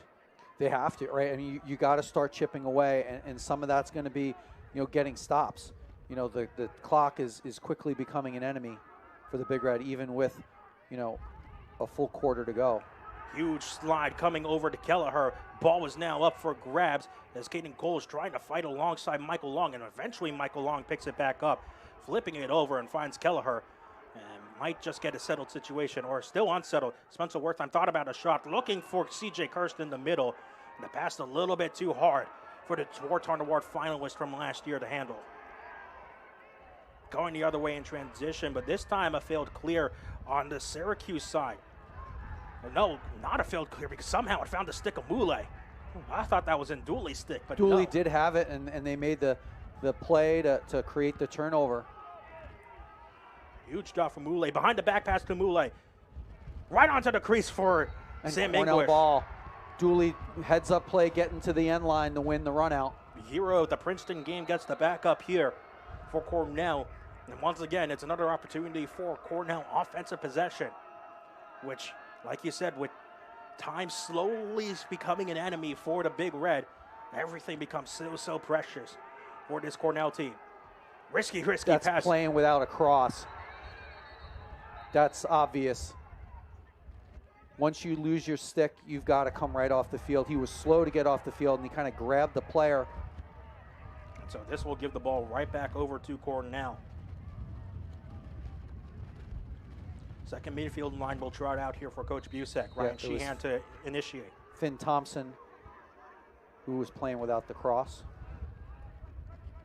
Even though Kirst has had 3 goals and an assist, DeJuan has done a decent job to limit any further impact that Kirst has had on this game. Kirst will back things off. Found Goldstein in the middle. Michael Long couldn't quite put it on cage. Nice job. That's one of the few times Cornell's been able to get inside today. Good look by Goldstein to find Long, who kept his feet moving, just unable to put it on cage. Sheehan has the short stick and Nathan Levine. He'll pass up top to Nikolak. Now Kirsch working against Dwan. Gets a screen. A little bit of space. Here's Andrew Dalton. Got around Rice, and that one just hit side netting. Just a toe drag to get around an over-aggressive defender, but didn't have enough of an angle there to create it into a scoring opportunity. And a good job from Will Mark to cover his near post. Figueres slipping a little bit. Long now pressuring. And it will be Figueres who gets it across the halfway line. Were Syracuse offsides? They might have been. We're going the other way. And again, here we go. Cornell's got to make these possessions count. And then Will Mark, that got deflected somehow. It got deflected right out. It was not, didn't make it to the goal. Yeah, well, it looked like Mark had that maybe red as he was dipping down to try and stop that. But this has been a real hot and cold game, right? Cornell scored 8 goals in the second quarter. They have not scored a goal yet. We've only got 4 minutes left here in the third. They've been stuck on 10 for a long time now. Only 2 goals in this quarter after 28 goals in the first 2. C.J. Kirst, his shot might have been altered by Sam Alexo on the way in. Boy, that's a spot on the field he usually converts at a very high percentage. Yeah, a good job there from one of the best long stick middies in the entirety of Division I lacrosse, Sam Alexo. He'll kill her right into the stick of Will Mark, who had that red all the way. Mark seems to have sort of settled in here. Mark's now up to 9 saves. Yeah, in this second half. And again, Cornell probably shooting a little further away from the goal than they might like otherwise. And I mean, with Cornell, so much of Cornell is, like you said, getting those entry passes, getting those passes onto the crease to set up those high percentage looks. And just because of how tight the Syracuse defense has been playing, Cornell has not been able to find those looks on offense. English gets a screen.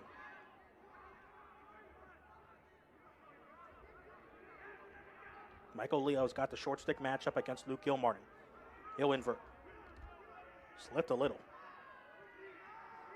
Gilmartin, the Syracuse native, playing against his hometown college team, and a good stop from Nuss, stopping Leo right on the doorstep. Second save of the game for Wyatt Nuss. Into the game at halftime. And Matt Dooley will take things across the halfway line. He's playing dangerously near the sideline, and Coach Busak is going to call a timeout. I was surprised it took him that long. I think he was giving him a chance to see if he could get free to save that timeout. But at this point, 2:24 left in the third quarter, possessions start to become even more valuable. And part of the reason for that is because of the face-off great work that Syracuse has done in this contest. They've won 17 of 25 face-offs in this game. So Cornell with 2:24 to go. They've got 67 to shoot, so no issues there. 3 goals and an assist for C.J. Kirst. And you imagine that he'll want a little bit more. And like you said, going all the way back to the first quarter, how much does Kirst want to put on his own back and try and carry this team to a closer game here against Syracuse? And a key offensive possession coming up. And I think Michael Long has given them a lot in this game, too. In some ways, I would see if you could go have him initiate from behind and see what he could create. Long with 3 goals and 3 assists. Here's Kelleher. That's a slide. Figueres is going to get called for a flag. He doesn't like that call from the official. Long will score. That's 4 goals for Michael Long. And you hope if you're Cornell that they call this a 1-minute foul so that you can go on an extra man opportunity coming right out of this. Just the aggressive dodge here by Kelleher. There's the flag. He throws it right back to Long, who steps in and just lets it fly. They do give Kelleher an assist on that. That's Long's 4th of the game. Kelleher's first point of the game. And it is going to be a 1-minute foul, so Cornell will have an opportunity to go extra man here if they're able, again, but it's going to come back to, can they win this faceoff? And Syracuse in these situations in this game has done a good job of neutralizing Cornell. Mason Cone has only lost 3 faceoffs the entire game. That will continue here as he wins his 15th faceoff in 18 tries for Syracuse. And now an opportunity for Syracuse to try and kill off the penalty, but Tommy Drago loses the ball on the check and the ride from Cornell. That's the Cornell ride you expect to see. And here comes Cornell on the man up. And we mentioned it, right? It's this idea of, it's one thing to win a face-off statistically. It's another thing to be able to get the exit, to be able to actually get the full possession. Here we see Syracuse is locking off C.J. Kirst, so Cornell have the opportunity to go a 5-on-4 type, and you're saying, oh. C.J. Kirst! C.J. Kirst! 4 goals for C.J. Kirst. Wow, that's, I tell you, that to get that kind of a goal like that, they assumed that Kirst was going behind to back up the cage, and just sort of just got lazy for a second there, and Kirst cuts through the middle and gets the nice pass. Yeah, you saw Nick Fratarigo kind of slide over to his left, and that opened up the space for Kirst. It was the short stick Jake Titus. It was man marking C.J. Kirst, and eventually just lost him. So a small 2-goal run here for Cornell, and just kind of the season of Cornell. It's all about trying to go on long runs and stopping long runs. That's been Cornell's entire season. Yeah, I mean, we're back to a 4-goal game again.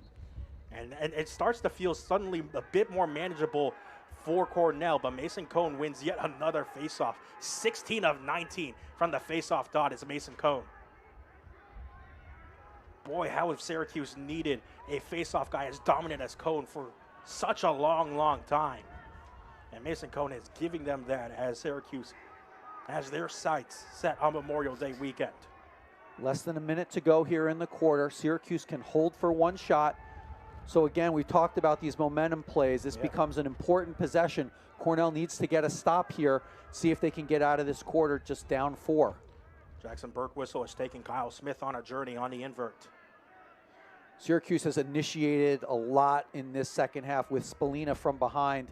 see if they try to go to that again, perhaps play a little two-man game to see if they could get him a short stick matchup. Spallina is lurking here. Smith will stick with Berkwhistle. Berkwhistle was looking for Moulet, and that was a nice stop there from Nust. Ball picked up, though, by Syracuse. Luke Roa all the way up top, found a shot. Hilt looking in the middle. Stevens can't quite handle the ball. Nust out of cage. And we'll let this third quarter expire. Boy, only 4 goals were scored in this quarter, but a lot of lacrosse still left to be played. It is still a 4-goal lead for the Syracuse Orange as we enter a very, very interesting final 15 minutes coming up here at Sholkoff Field. Syracuse leading 16-12 after an explosive first half, which saw a combined 24 goals scored between the two teams. Now at 28 goals after only 2 goals were scored. Somehow, bizarrely, only 2 goals were scored apiece for each team in the third quarter.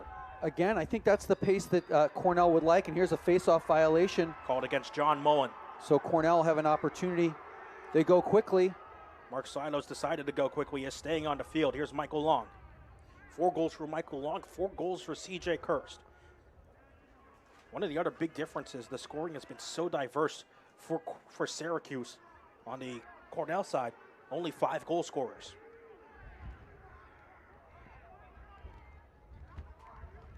Long. We'll find a charging Kelleher. Wertheim. Up top to Firth. Willem Firth got his shot redirected on the way in. Yeah, he kind of lost it, and then here Cornell tries to get a ride back, and they do. C.J. Kirst with another caused turnover. Jeez. One of the hidden talents of C.J. Kirst, caused turnovers. That is C.J. Kirst's 11th caused turnover of the year. You don't see 11 caused turnovers from a normal attackman, but C.J. Kirst is no normal attackman. Ryan Goldstein, and a huge stop from Will Mark on his near post. He's got to get one more step on that one. He really didn't have much of an angle there. And again, it seems like Cornell can't get under a 4-goal deficit. Every time they've gotten to this point lately, Syracuse has gotten the next one. It would have been good for them to try and get one there. I mean, you said this during our break. Next goal is going to be important. The ride coming from Cornell, has been absolutely on fire to start this fourth quarter. And an off-ball push. Yes, Cornell's getting this ball back. The Cornell sideline roars to life. First midfield's going to stay on as well. Now they'll rotate out. They're going to change him out. Yeah, I mean, you said this during our third or fourth quarter break. This next goal is massive. Yeah, it really is. I mean, they have not been able to get it down to 3 in a while, and you got to start to feel like you're putting a dent in that lead. C.J. Kirst can't find it past the cage of Mark. Mark's up to 10 saves now. Came into the start of the second half with only 5. Goldstein got around his defender. Ryan Goldstein on the board once again. The 4th game for Ryan Goldstein in his young Cornell career. It's his 9th goal in a Cornell Big Red uniform. Just a speed dodge. He stayed patient with it. Took the first opportunity, pulls back, gets underneath the defender, switches hands to be able to protect his stick, gets inside, no slide comes. That's 3 in a row now for Cornell. And also there's the change also for Syracuse that they always seem to make. Taking out Caden Cole and bringing in Nick Kakemo. That was Kakemo on Goldstein. And couldn't quite keep up with the talented freshman. Yet another big face-off. Coden Silos lock sticks. This ball really up for grabs, and it's Charlie Box who picks it up. And Box will find Silos. Both Fogos keeping each other on the field for a long time in this game. That's, again, Cornell's just trying to muck it up. Wertheim head full of steam. They'll take Jake Spallina on the invert. Rome Firth has also got the short stick in Wyatt Hoddle. Firth back towards cage. Willem Firth was more closest to that. No, it is long. No, it was far enough away from the cage. Looks like they're trying to go to Firth here. They did on the last possession. They try again here. Firth found Kelleher all alone. Hugh Kelleher. 2-goal lead This is the Cornell Lacrosse, the team of runs. They can let up runs, but they can go on big runs themselves. And this is really the first time we've seen Kelleher get his hands free. Just the defense had sloughed all over to Firth, and that creates the opportunity for the step down shot from the backside. First goal for Hugh Kelleher in the game, first assist for Willem Firth. First up to 6 assists on the season. Kelleher picks himself up, goal number 13 on the year. And yet another huge face-off coming. Cone and Silos. Lockhorns once again. And this time it's Cone once again. That's 17 of 21. Face-off wins for Cone. Silos causes a turnover, and here's Long. So now you're at a place, if you're Cornell, again, this tempo has been much more to their liking. No rush here. I have to tell you that if they can get one here. Yeah, this place will pop off. Yeah, no question. The theoretical roof of Shokoff Field would be no more. Second midfield group. Ryan Sheehan, the Camillus native, the son of the legendary Lemoyne coach, Dan Sheehan. High step from Kirst. Kirst gets the Sam Alexo matchup. Interesting to put Alexo on Kirst. Double initially came from Kakemo. Kirst lost it, got it slightly tripped up. Found all the way up top to Ryan Sheehan, and Will Marks saw it all the way. But again, can Cornell get a ride back here? An opportunity here for the Cornell ride to try and force something. Here comes Long coming up against Alexo, and Alexo will get it across the halfway line. And finally, Syracuse gets an offensive possession here in the fourth quarter. Come back with their first midfield. You've seen a heavy dose of this midfield all game long for Syracuse. So much barking on both sides. Communication so important at this stage of the game. Finn Thompson has a short stick. Same with Christian Moulet. That's been an interesting thing as well. This is a matchup I think if I were Syracuse, I would keep going to. I mean, Christian Moulet has found himself on a short stick pretty much the entire game. Doesn't have a goal, but has 2 assists. Leo lost it for a second.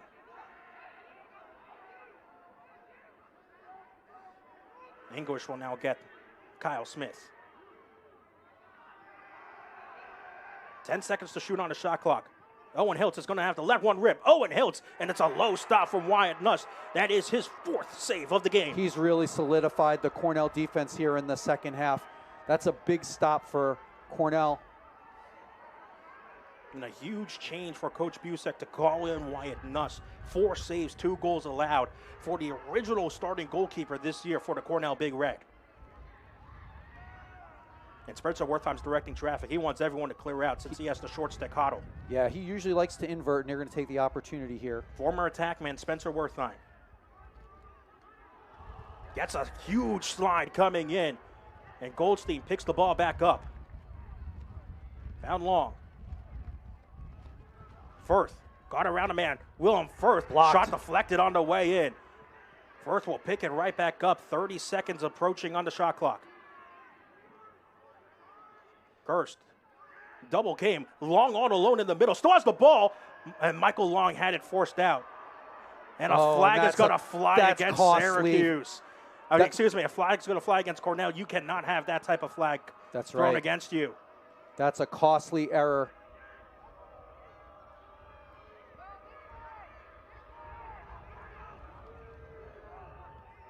We talk about momentum swings all the time, and this is just one of the biggest opportunities for a momentum swing coming. Since if Syracuse doesn't score, that vaunted man-up offense is coming back on the field. Well, and Cornell had an opportunity. They got it inside to Michael Long. He was just not able to get the shot off. So Syracuse can hold here for a good possession, and as we've kind of started to mention, clock is their friend. Even though it's a 2-goal lead, clock is still much on the side of Syracuse. Luke Rowe is taking Gilmartin on the invert. You see Spallina and Singer stick fighting with each other. Moulay all alone in the middle. Moulay will put that shot wide. And here comes the man-up opportunity here for the Syracuse Orange. I think the foul is going to be against Ryan Goldstein. Goldstein is the one heading to the penalty for box. a cross-check. 1 minute foul. Well, actually, it's going to be on Kelleher. Yeah, it is Kelleher who's getting called for that.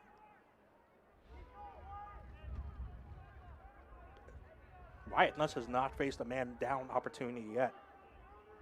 Cornell penalty to number 27. This is going to be a huge test for Wyatt Nuss. His first action seeing 6-on-5. Again, he hasn't played since that Penn State game where he only had 1 save and 6 goals allowed in the first quarter.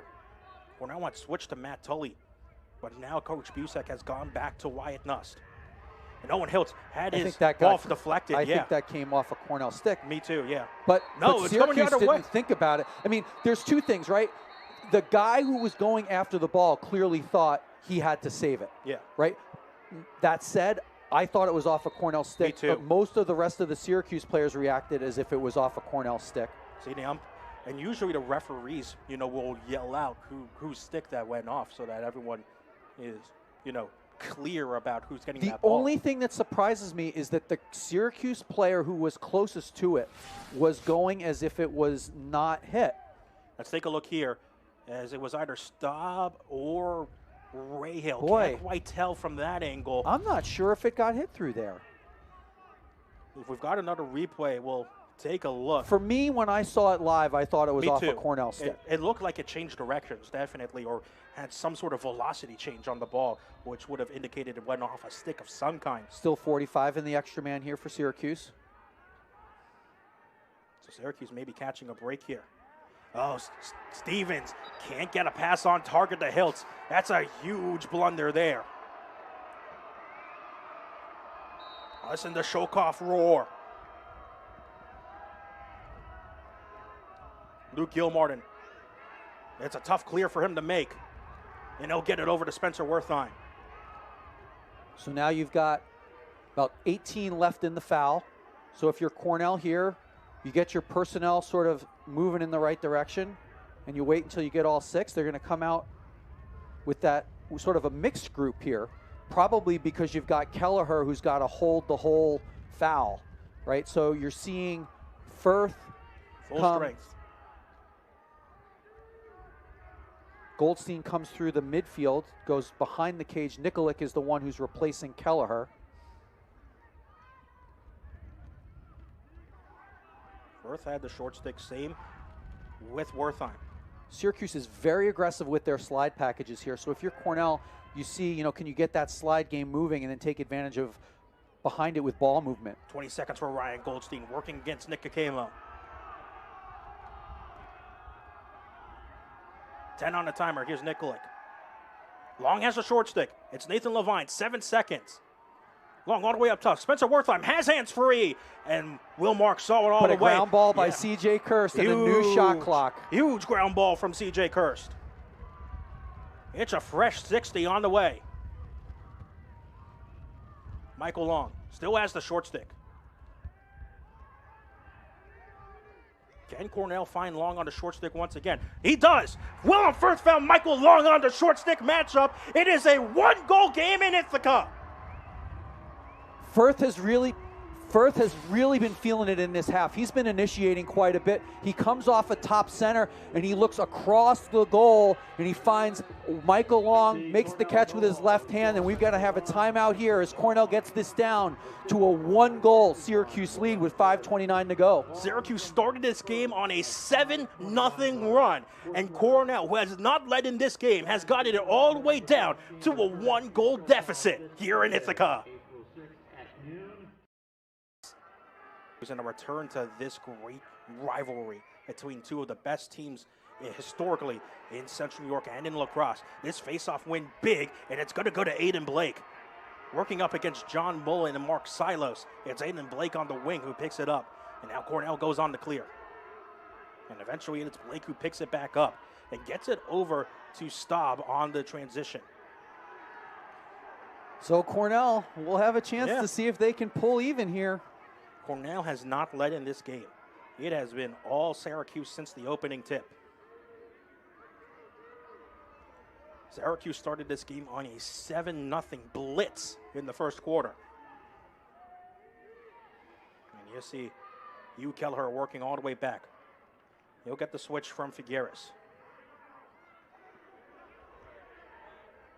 First against Dwan. Goldstein's all alone. Decides not to use it. Will go up to Kelleher. Wertheim against Rice. Firth against Hoddle. Will Firth got underneath and a great low stop from Will Mark. Kelleher there first for the backup. Fresh 60 coming for Cornell. 13th save of the game for Will Mark. They have just been riding Firth here. They just really like this matchup, and look what they're going to do. They're going to come right back to it again. 2 assists for Willem Firth on this game. And then they're going to dodge these short on the opposite side.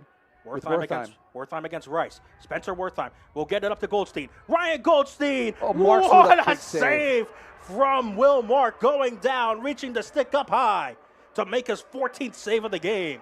And probably none bigger than that one.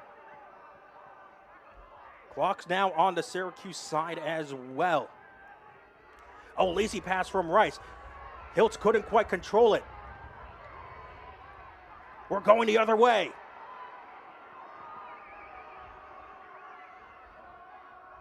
Listen to Shokoff Field roar.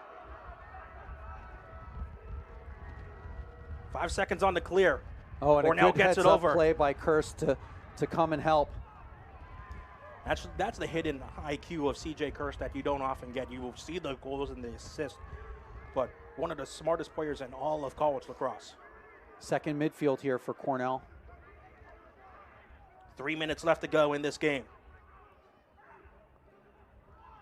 Golden had some space. Same with Long. Met by Figueres, and a great slide from Figueres to force the ball out of Long's stick. Riley Figueres, injured his entire freshman year, right into the starting lineup as a sophomore.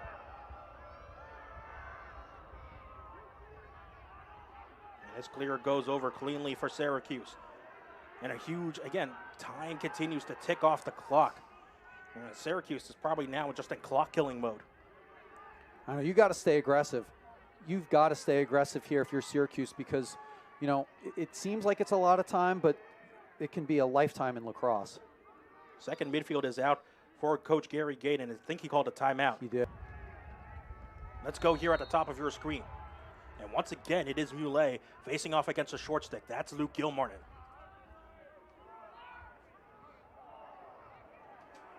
And Muley is shoved around by Gilmartin. 30 on the timer.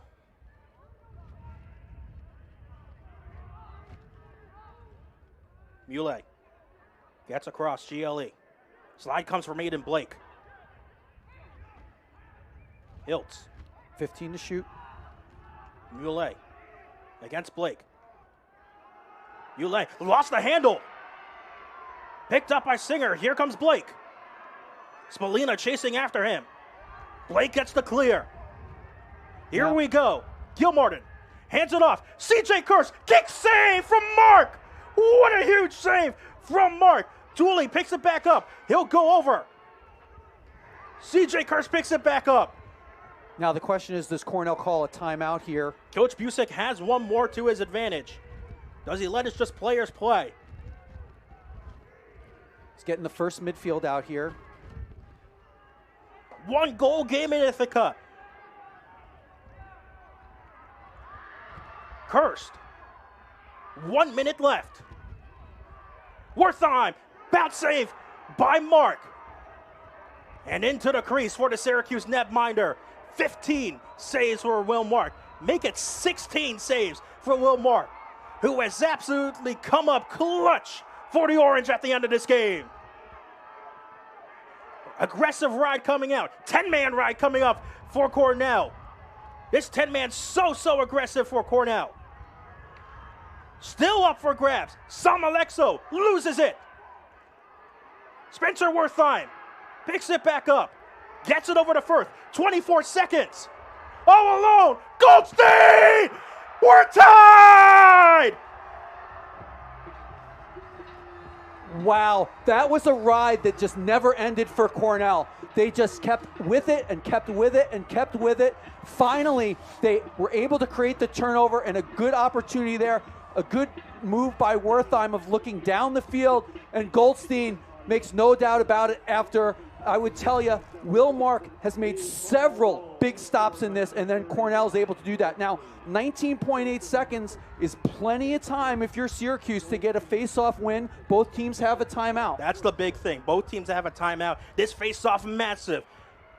Mason Cone is 17 of 21 at the face-off X.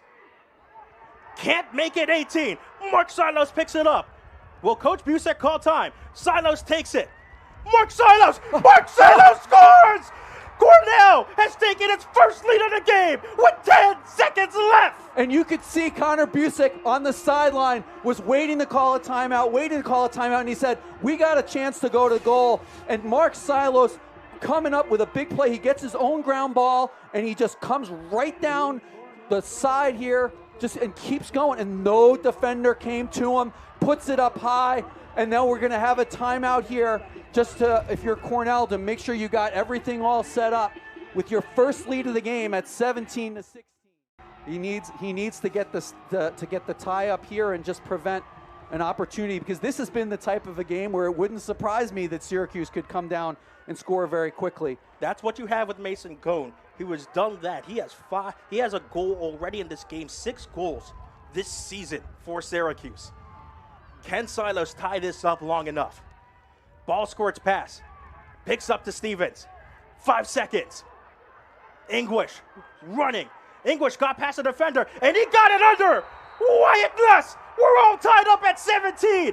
Back at 1.1 second. We're most likely headed to overtime here in Ithaca. It was a clean, quick face-off win out to the wing. Stevens finds his former Princeton teammate, English, and just Aiden Blake just didn't get the hit on him when he came out to try and stop him. Sam English, when he last played Cornell back in 2022, had 5 goals. He now has 3 goals here tonight, and we're all tied back up at 17. One last whistle to conclude things. Tom, we are headed to overtime in Ithaca. And as I said, I thought 10 seconds was enough time, right? I said that right before that face-off, and it was just barely. This has been just a game of momentum changes throughout. Just a great college lacrosse game. You thought that we were done. We thought you had a wild game the last time these two teams played. We're headed to overtime once again between Syracuse and Cornell, all tied up at 17 here in Ithaca. Right there you saw Jake Stevens and Sam English, the 2 Princeton transfers, teaming up to haunt Cornell once again. Here we go. All right. So once again, Cornell finds itself in overtime for its 2nd straight game. This series game back in overtime for a 2nd straight year. It was Hugh Kelleher 2 years ago in the JMA Wireless Dome, the hero for Cornell at that day. Obviously, a big face-off here to see who will get the first chance. A tie-up between Cone and Silos, and it's knocked down and picked up by Jake Stevens. Will Coach Gate need to use a timeout? I'd play it out. Only 3 goals for Syracuse in the second half. How much of that is because they do not have Pat Marsh on the sidelines? If you're just joining us, first of all, where have you been? Second of all, the first quarter of this game, at the end of the first quarter, Pat Marsh was ejected from this game due to unsportsmanlike conduct, which seems like ages ago. Thompson found Michael Leo all alone. Aggressive slide coming from Matt Dooley. Timeout by Syracuse, and in some ways that may have served Cornell well, because that was close to a foul. Number 13 and White. And then you do have Luke Gilmartin as a shorty on Muley inside. Thompson will take box on a journey. And up top. Here's English.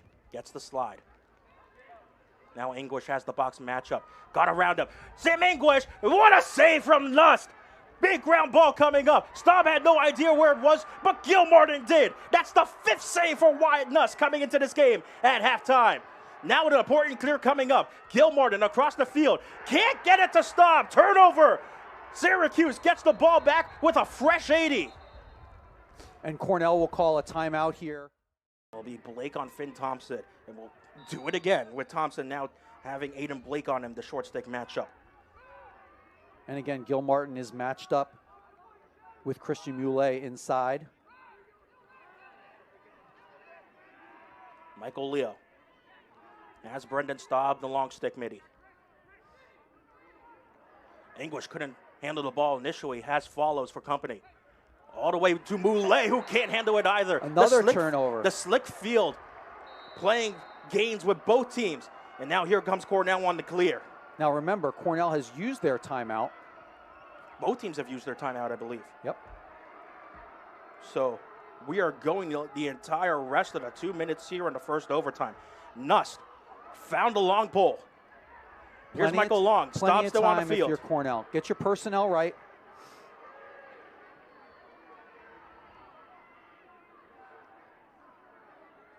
Michael Long against Figueres. First midfield for the Big Red. They have been going to Willem Firth quite a bit in this second half. Will be interesting to see if they try to initiate for him. Now, they've changed the matchup a little bit. They've put a pole on Firth now. Long, directing traffic. Which likely means you're going to see Hugh Kelleher come around the back. Firth. With a shorty. Here is And Kelleher. he's been in this position against Syracuse in overtime before. Hugh Kelleher, the hero in the last time these two teams played in overtime. A free C.J. Kirst, all the way up top. C.J. Kirst can't get the bouncer on target. Still 17 on the shot clock, 16 on the shot clock for Cornell here with 1:15 left in the first overtime. Kirst to initiate. Kirst will initiate with Dwan covering him. C.J. Kirst, burst of speed. C.J. Kirst, flag flies, huge flag flying. Kirst over to Goldstein, who just missed the target. Oh, Ryan Goldstein wants that one back. Yeah, he would like that one back because he had plenty to look at there. But Cornell will have an extra man opportunity. And importantly, there was only 2 seconds left on the shot clock there as well because of the penalty. That's a fresh 60 coming. Look at this again as Kirst with his right hand finds Goldstein in front. Patiently gets past the defender but unable to put it on cage. So Cornell's extra man will have an opportunity here to see if they can close this out. It's a 1-minute foul. And for all intents and purposes, this 1 minute will take us the rest of the first overtime period. And that's an interesting question if you're Cornell. Do you decide to just run a little clock first so that if you do not convert, you don't give Syracuse any time left? Willem Firth just missed high. Guess the answer to that is no. No. Here's Rory Graham, initiating with 6 on 5. The extra man specialist. Against the specially man-down defense for Syracuse. Michael Long, up top to Kelleher. Kirst, over to Firth. Kelleher, Long.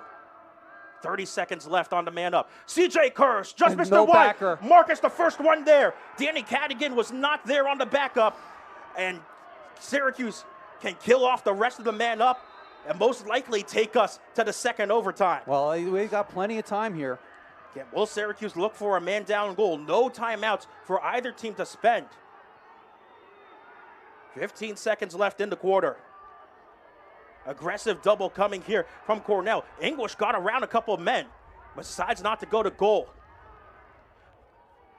Luke Roa, 2 seconds, 1. Luke Roa, great save from Nuss. Horn sounds, double overtime for Cornell for the second straight game. Let's head to double overtime between Syracuse and Cornell. If you stuck with us the entire way here on ESPN Plus, we thank you very much. Christian. Again, we've talked about it. It's not only winning the faceoff, but it's actually getting the offensive possession. So even if you're able to win the faceoff, you still got to sort of get away from the scrum and the battle for the ground ball. Staub and Stevens on the near side wings. The far side wings are Alexo and I think Aiden Blake. This ball squirts out. Stevens looking to try and get there first, and he will. Again, both teams have a timeout again now that we're in this second overtime period. So Syracuse will have the first chance here. And they'll bring out the second midfield line. Here's Luke Roa up top. He'll take the short stick at Aiden Blake. Luke Roa got around Aiden Blake, and a huge stop from Wyatt Nust.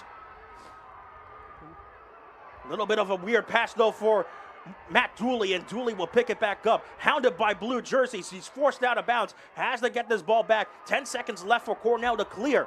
And they do with Staub coming around. CJ Kirst is all alone, but he'll settle things down.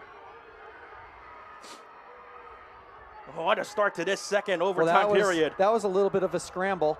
The nice save by Nust, and then Dooley just doing a good job of just maintaining possession until he could find some help.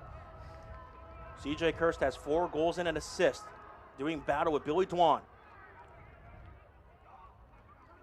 CJ Kirst around GLE. Up top to Hugh Kelleher, the first midfield for Cornell. Willem Firth had a step.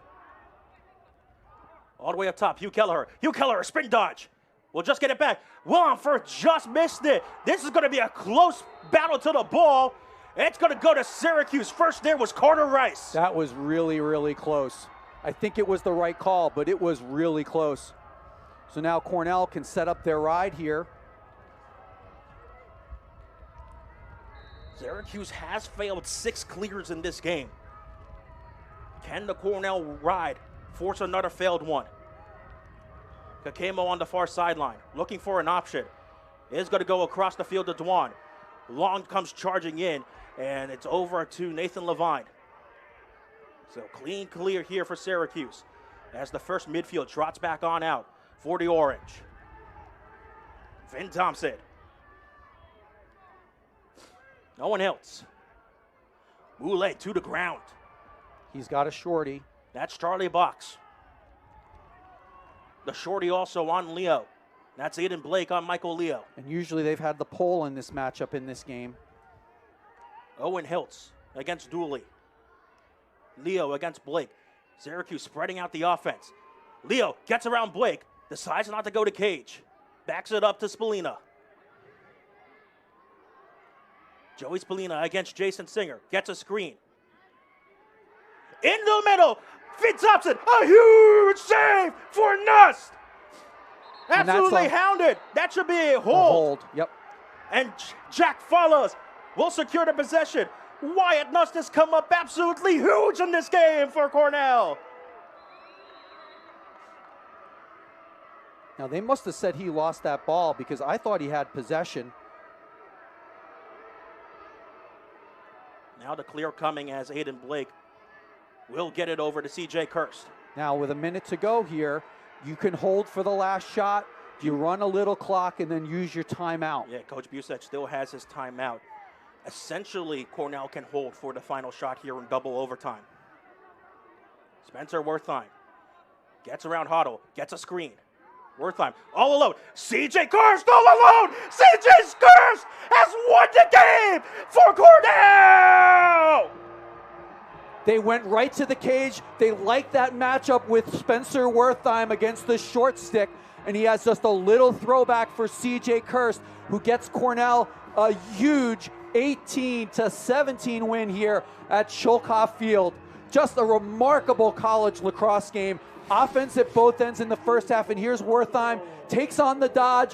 He uses the pick, the throwback to Kirst, who just steps in, lets it fly low, and beats Mark to give Cornell the 18-17 stunning come from behind victory here at Shulkoff Field. Really a great gut check win for Cornell to be able to come back after a tough double overtime loss at Penn this past weekend, to come back and get this one.